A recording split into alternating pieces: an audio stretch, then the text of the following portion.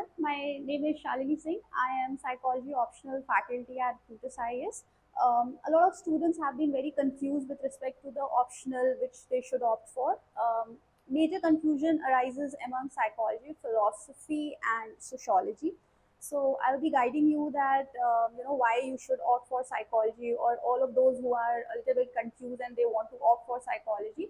So I'll be providing you clarity for this subject. So let's go ahead. Okay. Now the first thing is that what is this subject all about? So the subject talks about the aspect of cognition.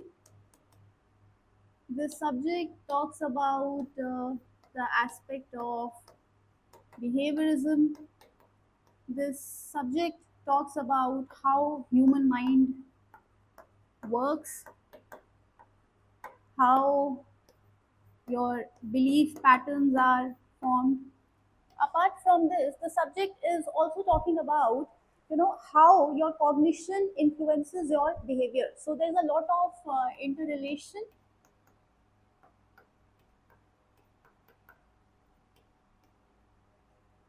between cognition leading to a certain kind of behavior.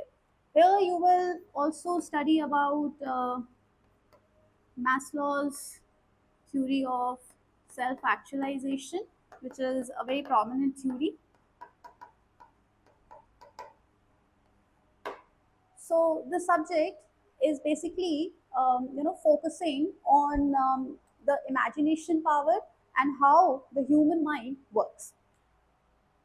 Moving further, why you should go for psychology optional? Now there are many dimensions to it. For example, the subject is going to serve a lot of benefit to you in other subjects as well. For example, ethics. Then it will also help you in your essay. It will also help you to understand social psychology. It will also help you to understand Indian society.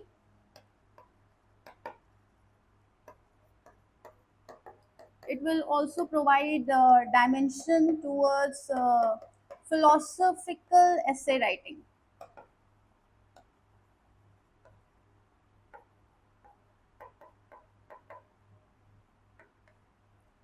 Now, other than that, why psychology optional?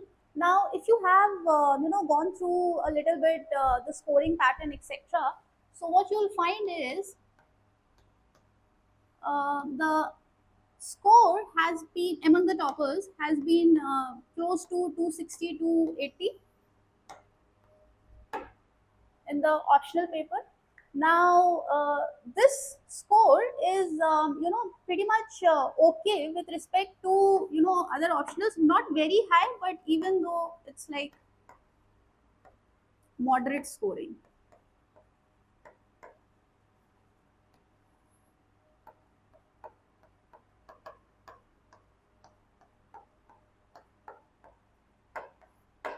Fine. Revision is pretty much easy. Revision is pretty much easy. Why? Because what you have to do is that once you are clear with the concepts, or once there is a conceptual clarity, there is a easy way to revise, because this subject is not talking about rote learning. So I would focus on this.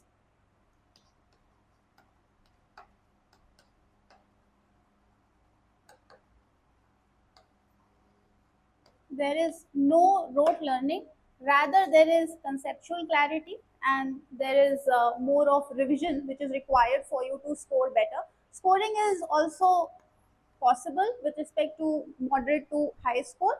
Then of course it is very important for you with other subject dimensions.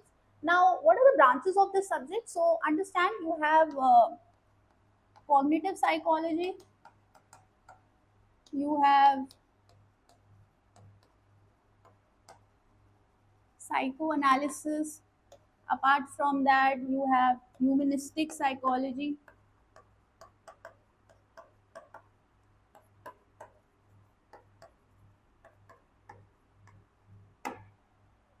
So there is cognitive psychology, there is psychoanalysis, there is humanistic psychology.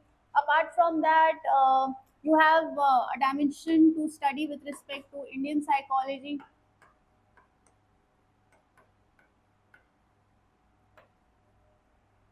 Other than that, cognitive is done, psychoanalysis is done, humanistic is done. Then you have sports psychology. Then you have educational psychology.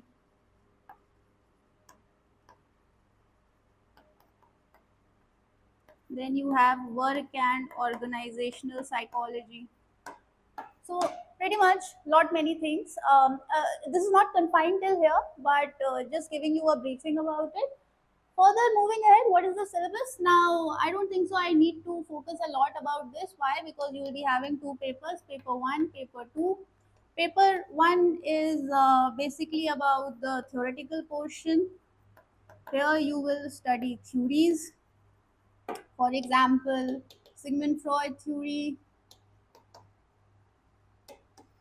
Fine. Here you will study about developmental psychology, etc. Now, this has to be applied in paper 2. So, here you will find application part.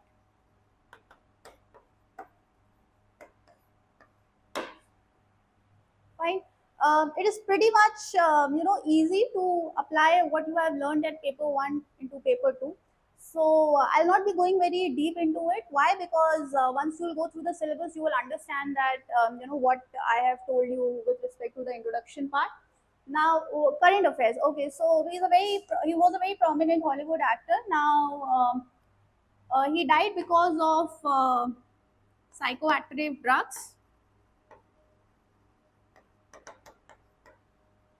So why I put that snap over here is because this is how your current affair gets related with the subject. Then you will be talking about various movies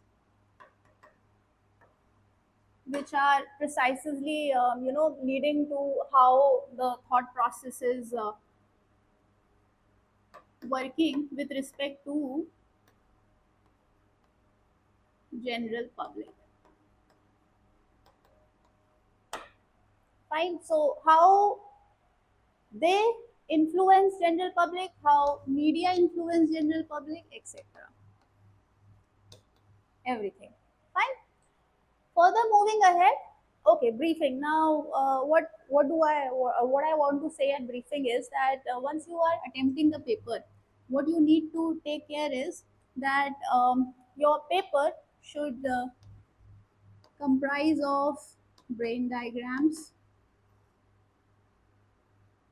Your paper should comprise of developmental psychology. It should be actually related. Other than that, your paper should relate to social psychology. Apart from that, what else you can do and in your paper is that you can draw flow charts.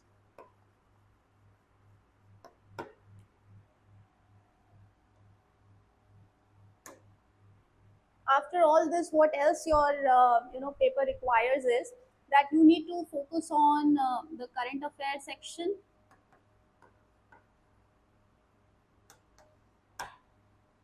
Now, how or what is the time pattern and structure in which you should complete your paper? So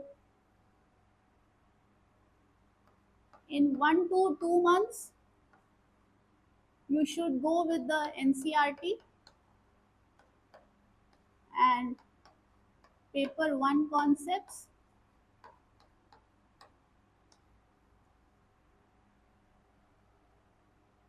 Then in the third month, you should complete your paper 2 syllabus. Then in the fourth month, you can do PYQs.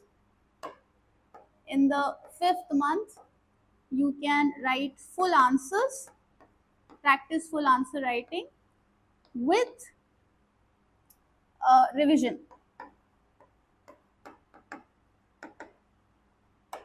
And in your sixth month, you should attempt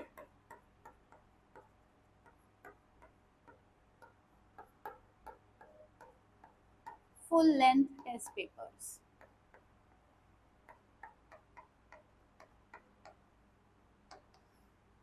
All in all, this will lead to the full, full compact completion of your syllabus, and this will also help you out in scoring better in your mock test, because by the time you are writing full length test papers, here is what your mock test should be.